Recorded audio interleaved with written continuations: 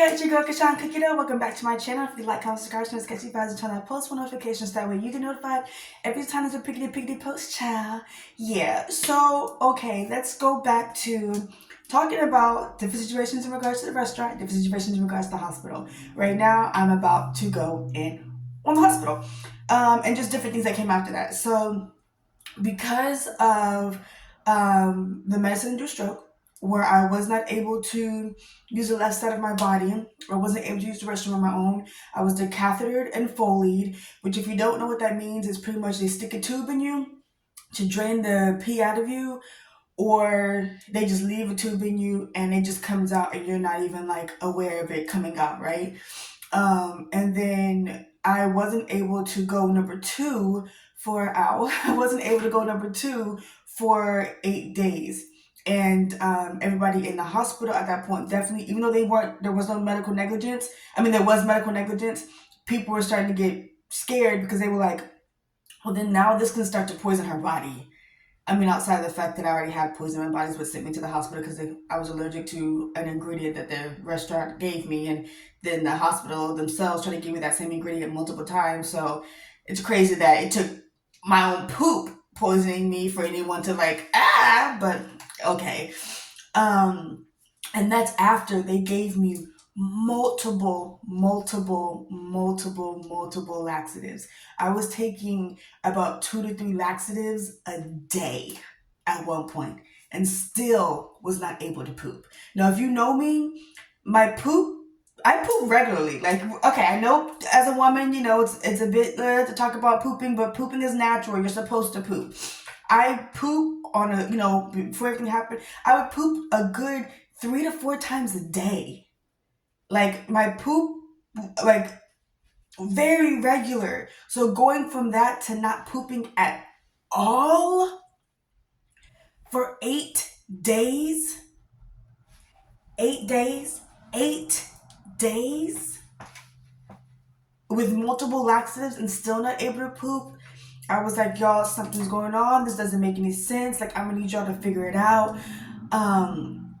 And then even to the point where I was able to poop. Like, the first time I pooped, I literally sat on the toilet for a very long time and just sat there, just like, hoping and praying that, hey, something eventually would come out, right?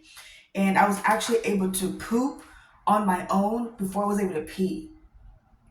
That's weird. That was very weird. But I pooped first and then I peed.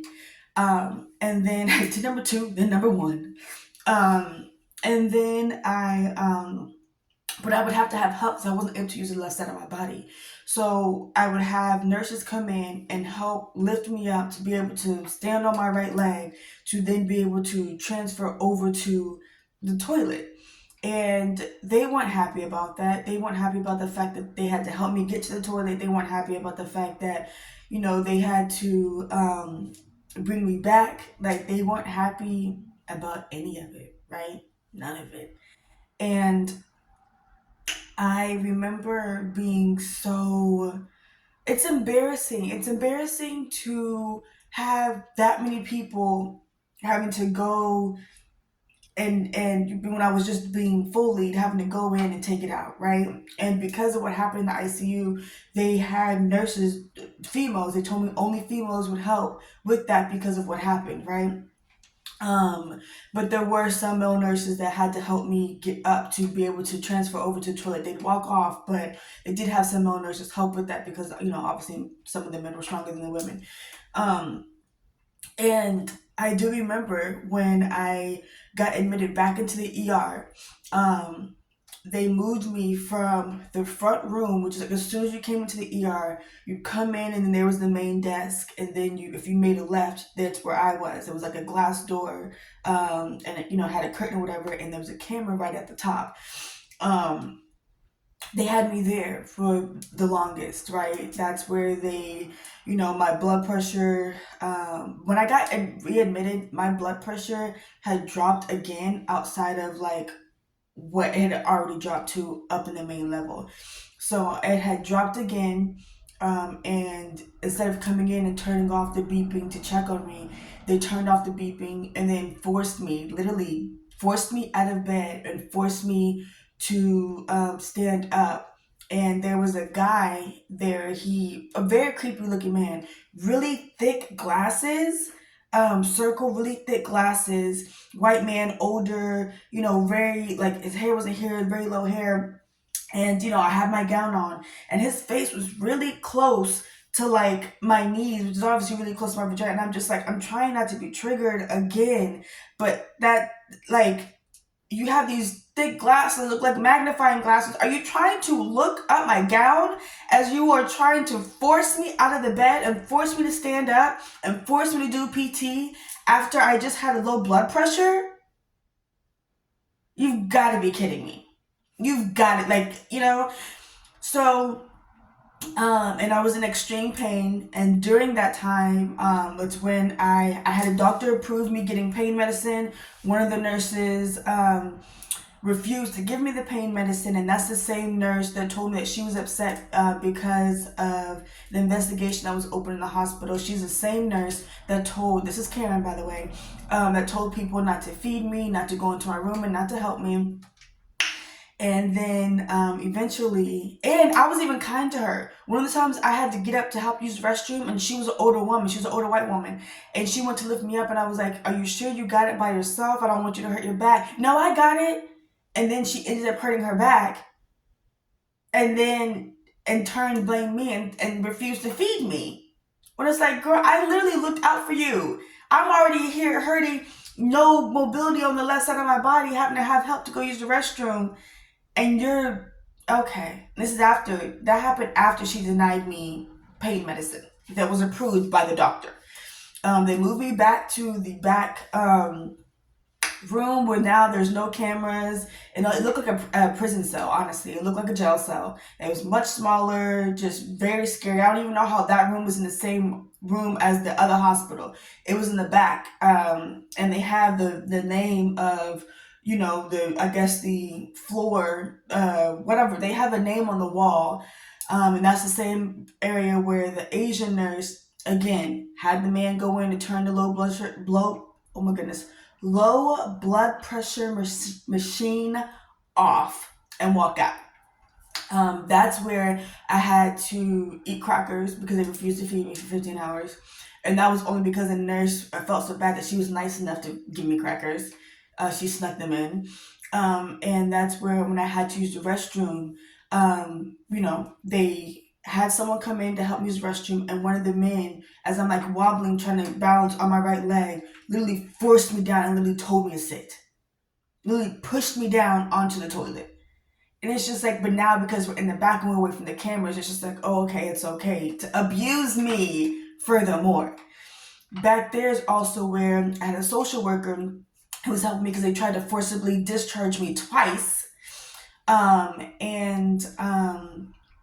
They forced me to buy a hotel room because they were going to force me to discharge me and send me to a hotel room. And so I had to buy a hotel room. Then they changed their mind, and I had to cancel it because now after I purchased it, they were like, oh, well, the second time after I purchased it, they were like, oh, well, now we realize if we let you go out into the world and something happens to you, now the liability is on us. Y'all didn't realize that after the first time, where I actually had officers having to carry me to a car because I was unable to walk, and the Lyft driver had to carry me to the front door. Now you realize, oh, it's on y'all. Y'all are like scared of just liability issues now. Okay, at least you're somewhat acknowledging it, but okay. And then the social worker had to fight just for me to get help to be able to get out of bed to use the restroom. Because just me asking by myself, no. That social worker advocated the crap out of getting me some help. The only ones. I had multiple social workers that did nothing. Okay, it was a black man. And then after that, I somehow eventually they pulled me out from that room, put me up to the front, and now I'm just sitting in a bed right by the entrance where every single person that comes in, I'm just there. And I remember there was actually a firefighter who I had talked to, an older white man, who, my first time around, when I was in there, we were talking. I was asking about their training, just trying to have some type of conversation because I was just trying to, not think about what was going on.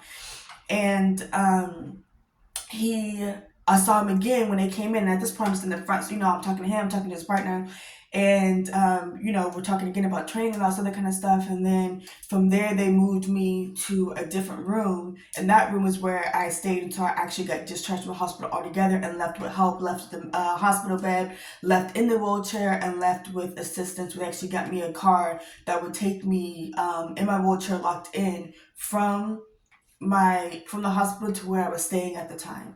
By the way, with everything going on with the fires, I definitely forgot your name, but I am sending you well wishes and hoping that you and your family are okay and that all that cool training you told me about, that you were able to put it to good use and that you make it through alive the situation. So sending you well wishes. Thank you for the conversation and thank you for the encouraging words while I was in the hospital. Truly.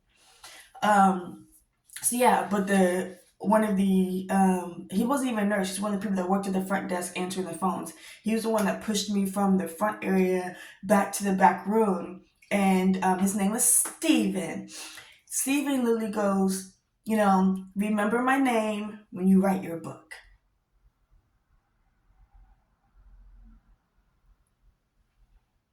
Because at that point they realized I was taking note of everything because after they tried to discharge me after me losing mobility to the left side of my body, and there were two nurses and a doctor. The one doctor was an older white man in a white jacket, and there were two Asian nurses, females.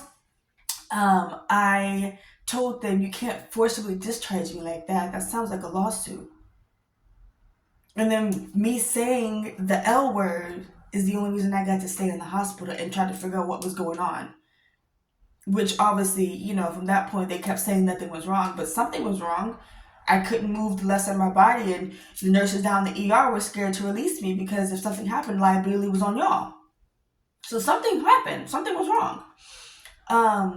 Now, granted, I am frustrated because I wouldn't have gone to the ICU to experience this type of trauma and drama that happened in the hospital if the restaurant themselves gave me the proper care and I got entered into the hospital via ambulance and not via the cashier and the manager's car or the cashier's car. If I didn't get drove by those two, I could have made it and maybe could have prevented being in the ICU altogether. So everything that happened at the hospital is still on you, Ramanaji. And then all the medical negligence, abuse, and sexual assault is on you, USC. Um, yeah, yeah. I'm still frustrated. I'm still annoyed, and I am still experiencing a lot of pain in my body. So much so, I